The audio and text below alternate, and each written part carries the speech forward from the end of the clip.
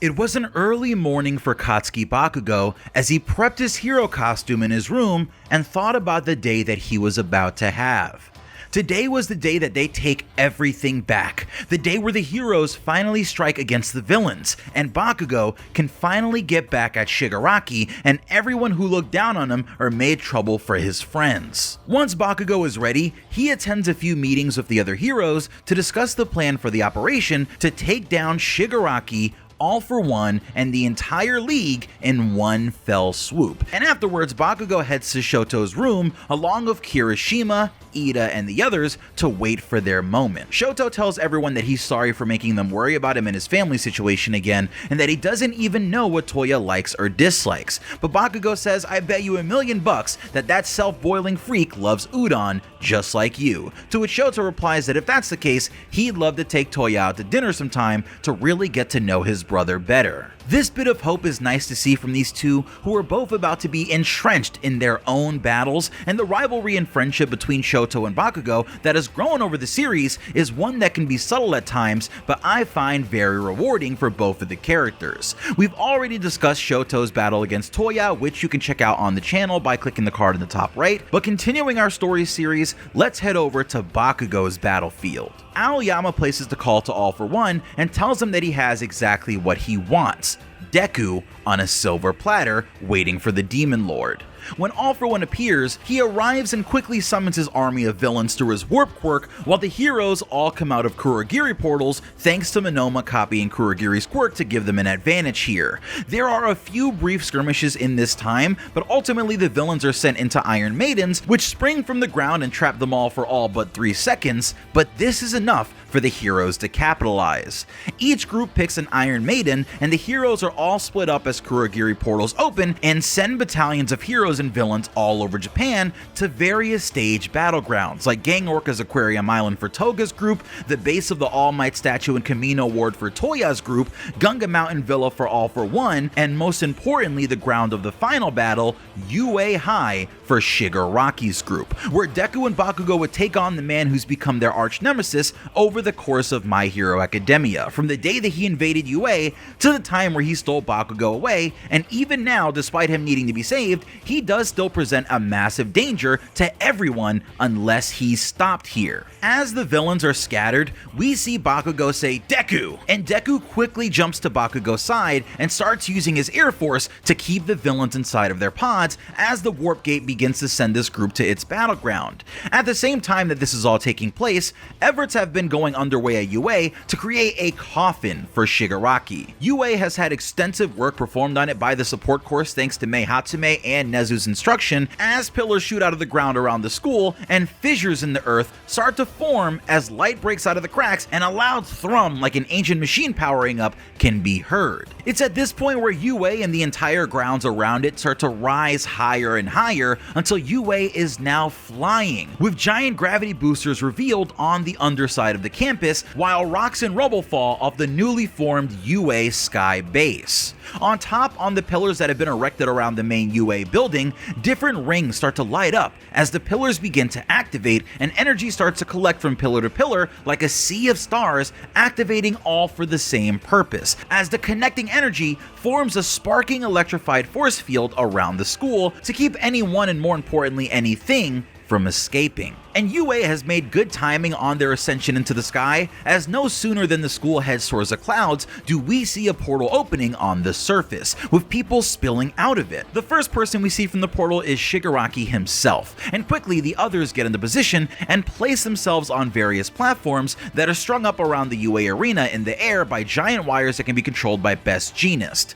We see heroes like Edgeshot, Sun Eater, Nejire, and even Mirko, who returns of a brand new large support item prosthetic hand and a new sporty haircut. But something here is wrong, and the first one to notice is Bakugo. A second before Bakugo and the others are teleported away, out of the corner of his eye, Bakugo saw something yank Deku into another portal, sending him to a completely different area into a battle that we can discuss at another time. But as the news rings out to the other heroes, they each react to the fact that Deku isn't here, meaning their entire plan has already gone out the window frame 1. But still, they stay positive and decide to continue on anyway, hoping that Deku will arrive eventually to get back in sync with their plan. Now Shigaraki looks over the horizon and instantly realizes that they're in the sky, but also he notices that he is the only villain that they brought to this area, meaning that this is a zone specifically meant for him. So if no one around to get in his way or for him to worry about, he sets his hands on the ground and begins to decay the entire UA sky base as a trail of decay erupts from the ground and begins to spread.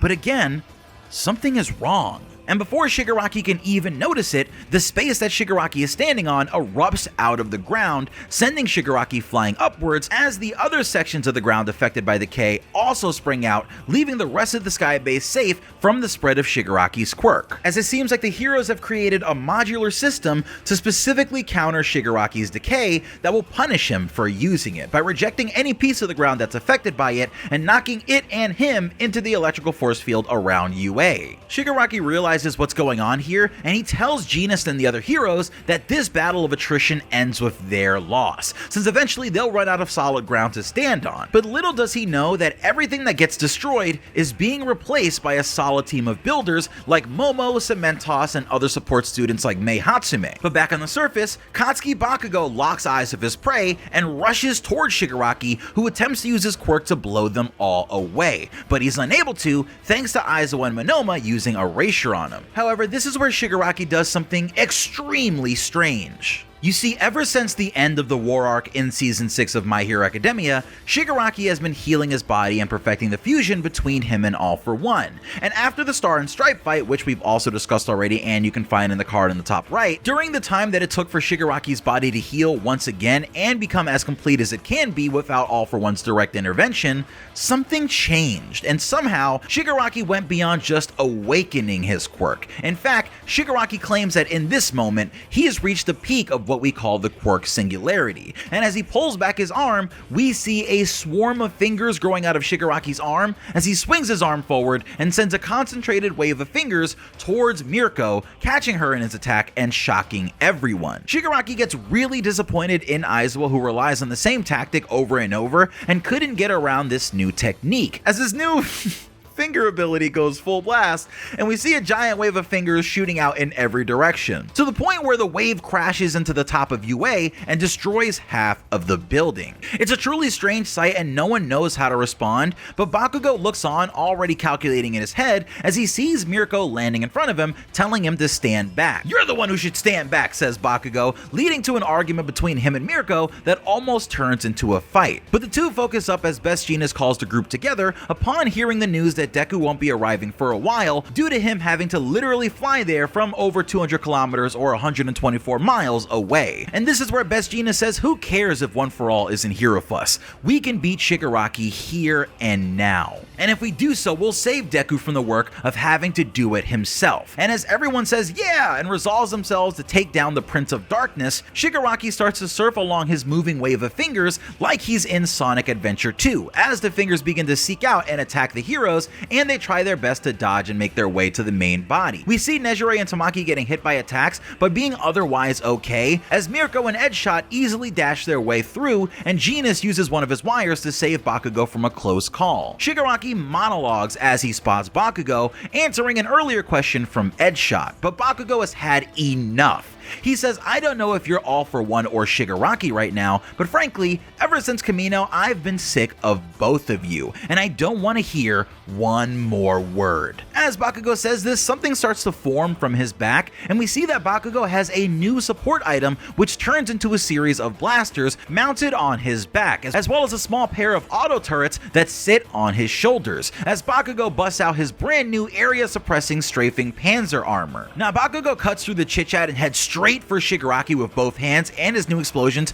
sending him quickly towards the villain, as his new support item clears a path through the fingers for everybody else. Bakugo thinks about what Shigaraki was just saying though, that misunderstandings in this world between the people who exist today and the ones that'll exist once quirks reach singularity like his did will lead to fear and rejection and ultimately ruin in the current society. Bakugo thinks about how he feared and rejected Izuku for being the way that he was despite not having a quirk, and then even more once he was given a quirk that would allow Deku to constantly put himself in danger. Bakugo tells Shigaraki that he's already accepted fear and rejection long ago, and that he's beyond all of that now, because he found people willing to just move forward towards progress and happiness no matter what it takes to get there. So as long as people like that exist, it doesn't matter what happens. The world won't turn out like Shigaraki says. And as Bakugo says this, he locks eyes of Shigaraki as he finally breaks through the swarm of fingers that were protecting Shigaraki.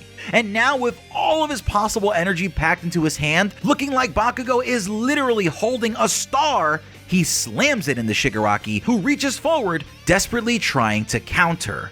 And boom!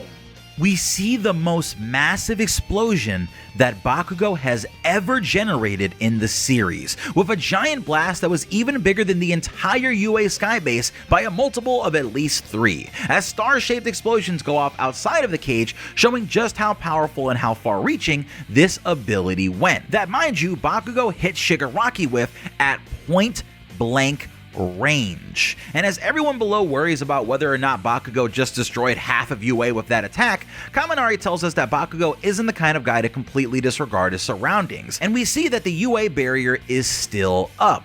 But that might be the first sign that something didn't go as planned here. Sometimes, in some battles, any pretense that you can hold back at all needs to be thrown away. And sometimes, even the ground you walk on has to be destroyed for you to make any ground in the battle after all, no matter who else is standing on it.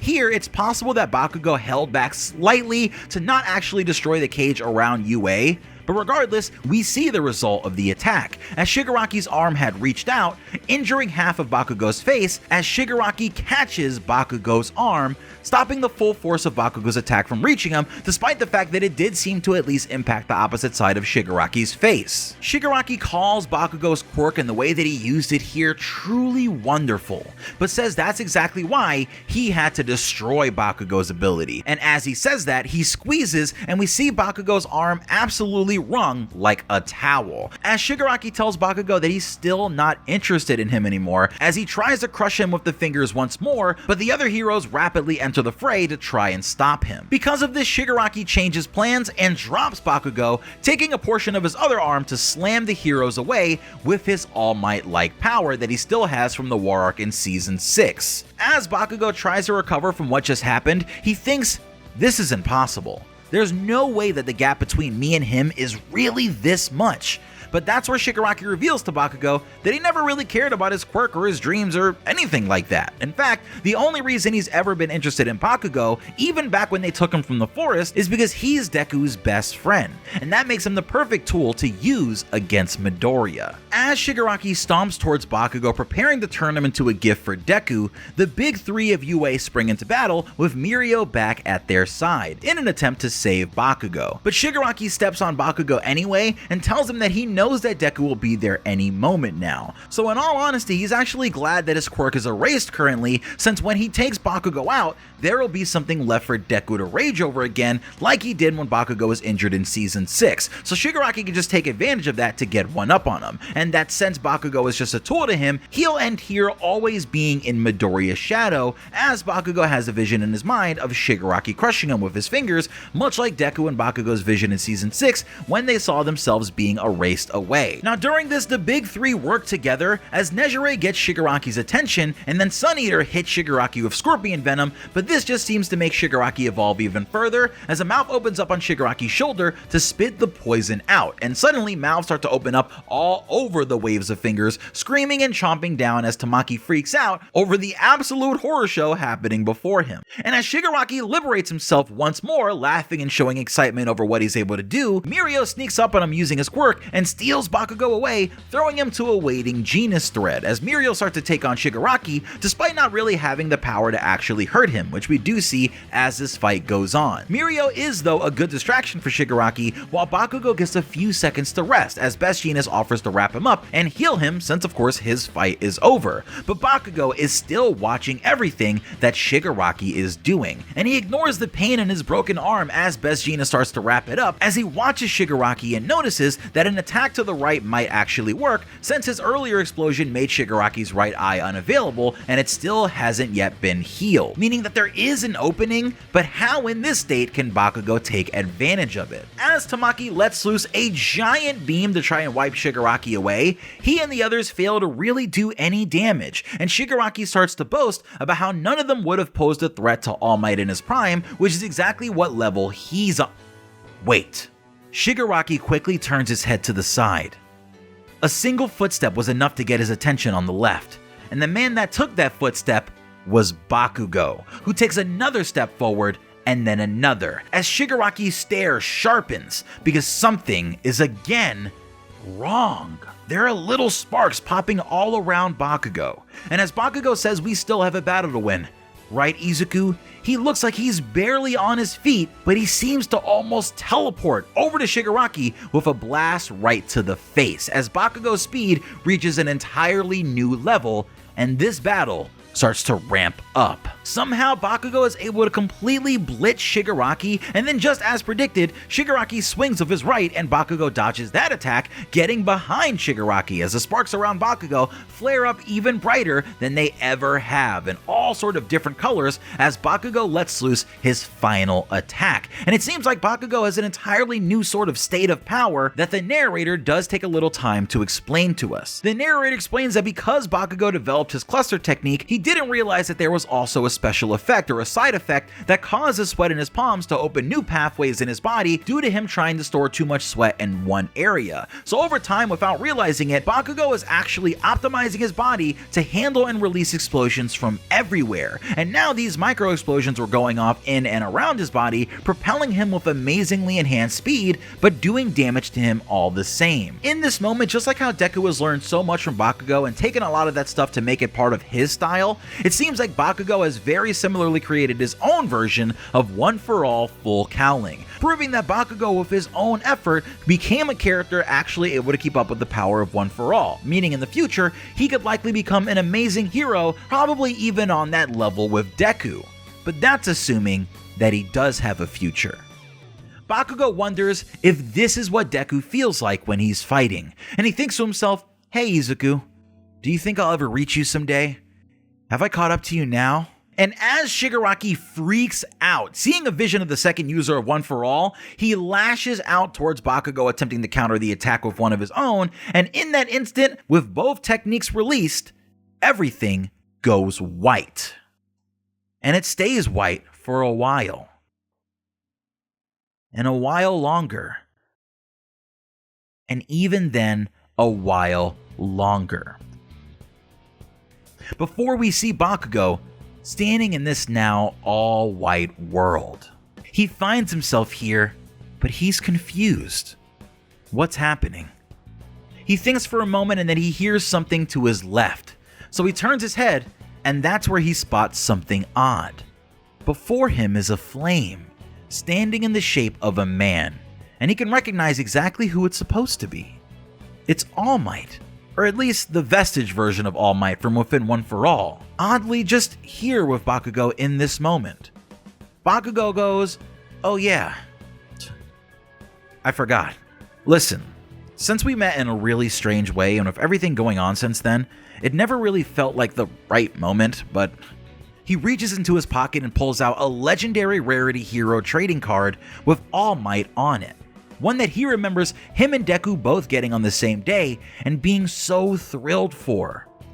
It all seems silly now, but Bakugo says, "I always wanted you to sign this for me." And in that moment, everything goes black.